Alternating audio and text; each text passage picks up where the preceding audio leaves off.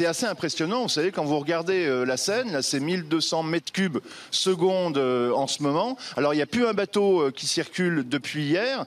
D'ailleurs, quand on regarde le pont de Bercy un petit peu plus loin, on se rend bien compte que ces bateaux ne pourraient plus du tout passer. En revanche, sur la Seine, qu'est-ce qu'on trouve? Eh ben, vous le voyez, des troncs d'arbres, toutes sortes d'objets. On voit passer des matelas, des porte-fenêtres parfois, parce que malheureusement, il y a des gens qui prennent les berges de la Seine pour un dépotoir.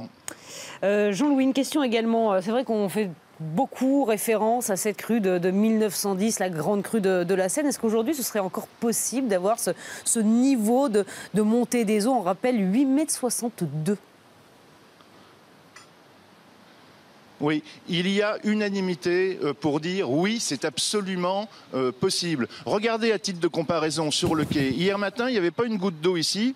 On a pris 80 cm environ pendant la journée, donc sur les dernières 24 heures. Mais regardez le mur qui est au-dessus. Derrière, il y a le quai de Bercy. Et en 1910, l'eau atteignait ce niveau-là. Vous vous rendez compte? Moi, j'ai du mal à m'imaginer ce que ça pourrait représenter. Maintenant, 1910, il y avait des circonstances exceptionnelles. Le Loing était à peu près dans la même situation qu'aujourd'hui, mais il y avait également la Marne, l'Yonne, l'Armançon, le Serein, tous les affluents de la Seine. C'était à la fin de l'hiver, il y avait une énorme couche de neige sur le plateau de Langres qui avait quasiment fondu d'un coup en raison d'un radoucissement. Mais une crue de cette importance-là est très, très, très probable à Paris et en Île-de-France.